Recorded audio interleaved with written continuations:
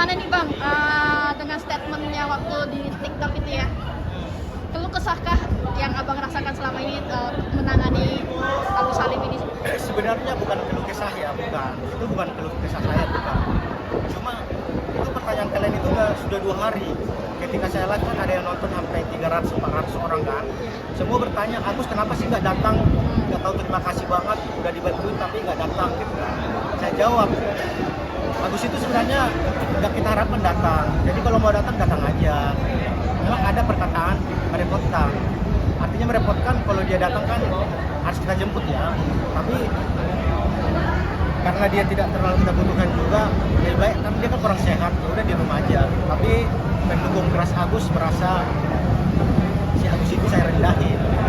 Sebenarnya saya bercanda doang ya, bercanda. Mungkin bercanda saya ini apa ya, terlalu berlebihan ya. Tapi bagi saya tidak dibutuhkan, artinya dia nggak perlu capek datang. Itu sebenarnya tidak terlalu merendahkan ya.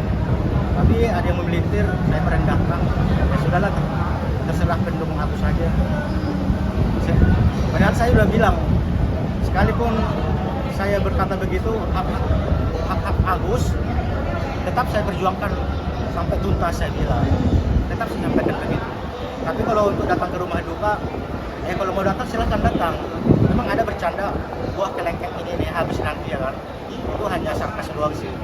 Tidak ada niat bahwa saya mengeluh untuk menangani kasus, enggak. Saya tetap profesional kok sebagai pengacara.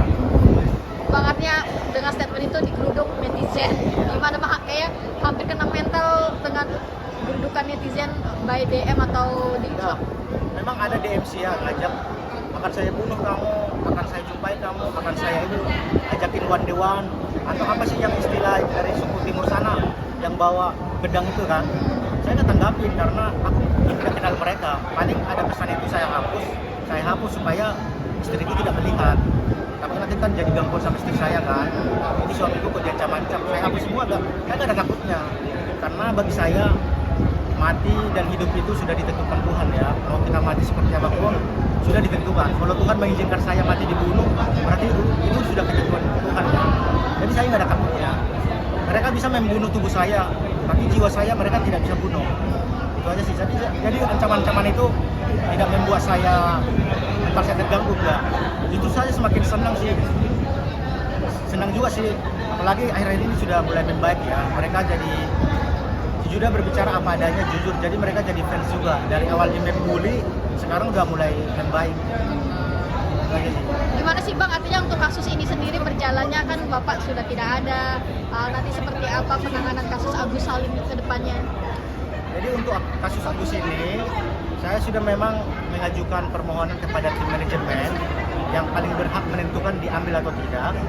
Saya sampaikan kalau bisa kasus Agus kita handle lah, aku bilang. Maksudnya kita lepasin. Kenapa aku bilang begitu ya? Ini kasus nanti kan memakan waktu sampai 2 tahun. Di pengadilan negeri aja 6 bulan. Banding 6 bulan.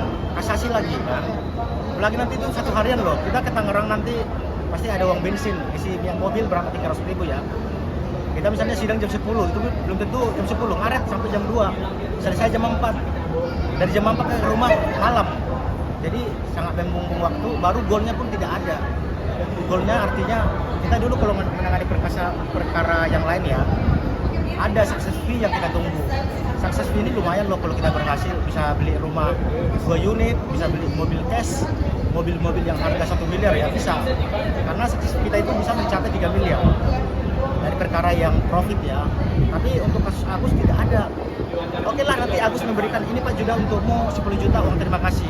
Kalau ini bocor kemana-mana, saya akan dihujat lagi sama netizen. Jadi nerima itu juga takut.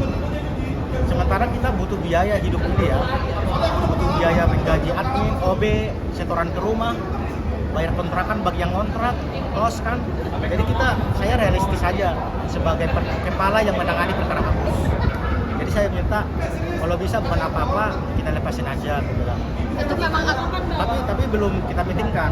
Tapi suara sudah lebih besar untuk melepaskan, suaranya sudah lebih besar. Berarti memang sebagian besar ingin melepaskan. Iya. Sudah 70% lah. 70%. Tapi belum difinalkan.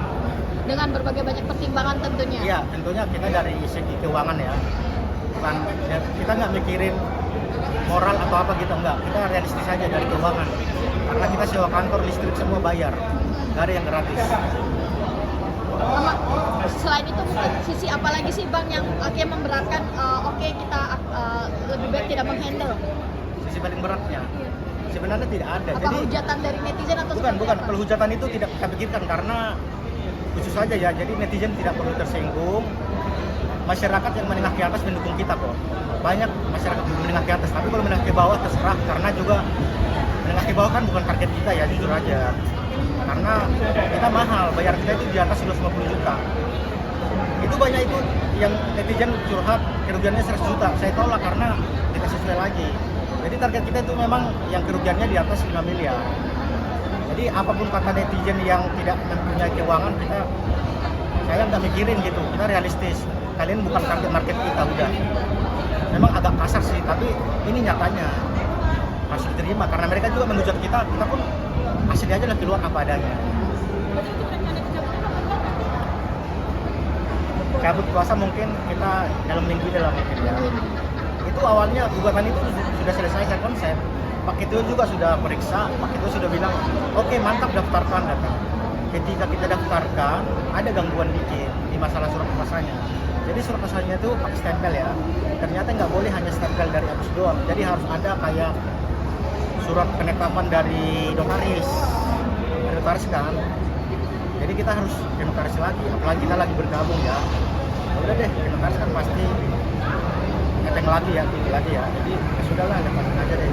Berarti kalaupun otomatis ingin melepaskan masalah ini, laporannya di Mabes seperti apa? Kalau itu kan pelapornya Agus sendiri ya, Oke. bukan kita yang melapori itu. Jadi Agus bisa mencabut atau tidak perlu meminta persetujuan dari kita karena itu kita mendampingi. Bukan saya pelapornya. Kalau saya pelapornya saya harus mencabut. Itu yang melaporkan sendiri Agus sendiri, tapi kita dampingi, saya dampingi. Dia bebas mau cabut atau tidak bebas. Walaupun tim kuasa hukum mundur, itu terserah Agus mau diteruskan atau tidak. Iya. Itu kayak Agusnya sendiri. Oke Bang, mungkin terakhir ya Bang, statement Farhad cukup kontroversial.